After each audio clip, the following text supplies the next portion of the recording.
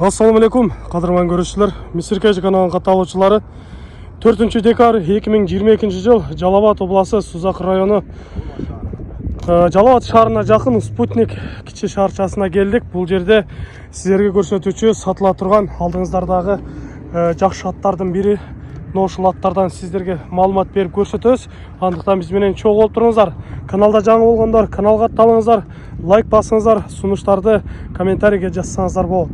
Эми бул атыбыздан сіздерге сатуучубуздан толук маалыматты алып сіздерге жеткирели. Ассаламу алейкум. Алейкум. Айтыңыз эми бул аттын жашынан баштайлы. Аттын жашы жазга 4 асый. Кулун кезинен өстүрүлгөн өзүнүн кол бала аты. Атасы тектүү, жайлуу, жакшы, ошол өрөөндө аты таанылган, көп билет, интеллигент деген аттын менен бир тууган. Интеллигент менен бир туугана ушундай. Интеллигент 5-6 жыл болду. Ошо Октябрьскийде Бекболот деген агабызда жүрүп өтүп кетти. Анан анысында да жакшы, улагы бар, колу таза. Ушуга немесе. Кичине акча жагынан керек болгондугуна байланыштуу сатып алат, сатып алат. Бала чага деле карай берет. Демек азыр 6 жашарды экен да? 4 асый болгондо Келерге 4 асый болсо жазга 7 жашар болуп калат экен.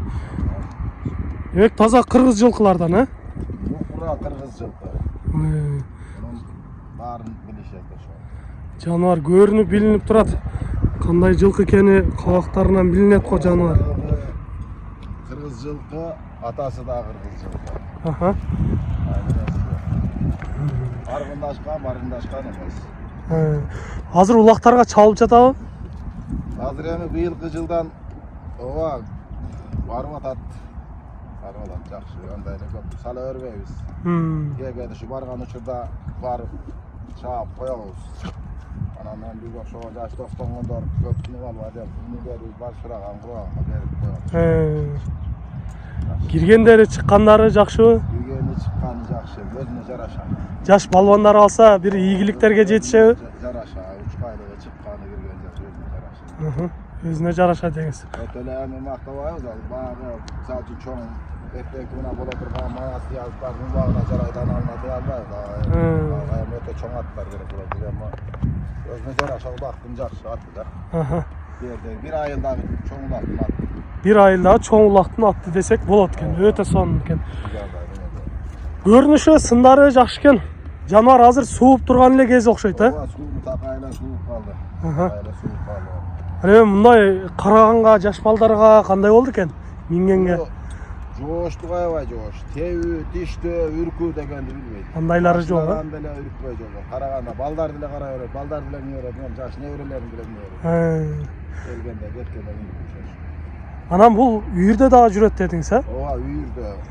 Бул бышты кезинен эле үйүргө коюлган. Бышты кезинен бери эле үйүрдө.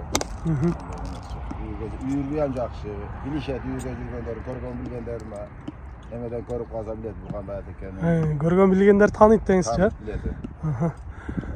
Биелерди канча биеге коюлат бул? Жылына 12-15ке чейин биеге коюлат. 12-15 биеге коюлат. Ошондой коюлат. Тайларын тиштеп, чапчып, андай өнөрү жокпу? Тайды кошпой коюу деген болбойт. Буга дагы бир жакшы жагын айтып коет. Эркек кулундарды деле кошуп жүрө берет. Кунан боло эле, калта тай деп коебуз. Ошо эркек кулундарды деле кошуп алып жүрө берет. Жат болсо кошпойт. Кошкондо үйүргө кошкондо кошсоң кошуп жүрөт. Короодо турганда деле жанындагы мал менен тебишүү жок. Мына 2 жат катар турат короодо менен сарай ошо. Мындан башка да ат бар. Тебишүү, тиштешүү деген жок. Жакшы экен. Бирөөсүн сугай койгондо, бирөөсүн үйгө коебуз. Текиш жылдай. Ал эми мындан жаш, 1-2 жаш. Ал жазга 3 асы. Жакшы экен. Урматтуу көрүүчүлөр, сиздерге кыскача маалыматын берип турабыз. Эми сиздерге жакындан бир кабак баштарынан көрсөтүп коелу. Кабагы курч экен, жаныбардын көрүнүштөрү жакшы. Кабагы да сөз жок. Көкүрөктөрү дагы көрсөңүздөр болот. Biz кичинекейибизде мына ушундай аттарды көп көрчү элек да. Негизинен таза кыргыз жылкылары деп мына ушуларды айтса болот. Туяктары баары эле таза көрүнөт. Sorulardагы жайында экен жаныбардык. Бир-эки бастыралы эми, бастарынан көрөлү. Куйруктарды көтөрүп жайдары жүрөт экен да жаныбар. Бери кайры беребиз. Башты дагы көтөрөт экен. Бою канча чыгып калат ушул? Boyu 1.55 üstü da. 1.55 üstü, 1.60'a çeyin desek болот, he? 60'a çeyin kim oluşun. Aha, жакшы. Кимде-ким ушундай айылдын улактарына же болбосо үйүргө ат издеген болсоңуздар, мына ушул атты алсаңыздар эч кандай өкүнүч болбосо керек.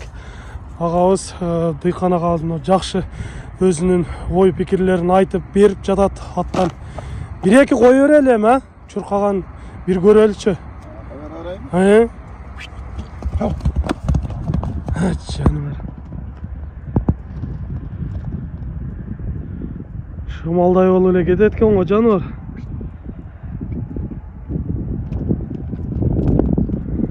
Токтогондору да мыкты экен. Өтө сон. Бул атты ушул азыркы 5-5 улактарга чапса дагы болчу да экен. Кыймылдары мындай тез экен да. Оңго солго буруп койсоңуз, жакшы. Өтө сон. Ана, улакты алганда кетет экен да жаныбар. Ордунан атып. Жакшы, 3 кайра атса, бекем болбосо. Жакшы экен. Бир аз маалыматты берип өттүк эми. Бул аттын баасына келеличи, баасын канча деп турасыз? Baaсын 500 деп атабыз. Сомго 500 миң деп атасы. Жакшы кардар келсе сүйлөшүлөр болобу? Сүйлөшүлөр болот, сөз түрдүү. Айтылган баага сатылбайт деңиз, Айтылган баага болбойт. Жакшы тор бар да. Тору жакшы, түшүү болот, жакшы. Мына ушундай экен, урматтуу көрүүчүлөр. Айтылыш баасы 500 миңге коюлду. Албетте айтылган баага сатылбайт деп жатат. Келсеңиздер жакшы сүйлөшүп беребиз деп жатат. Андыктан сиздерге жаккан болсо мына ушул атты колдон чыгарбаңыздар деп айтып кетер элек. Мындай курч аттарды менимче табыш азыркы убакта бир аз кыйын болуп жатат десек дагы жаңылышпайбыз.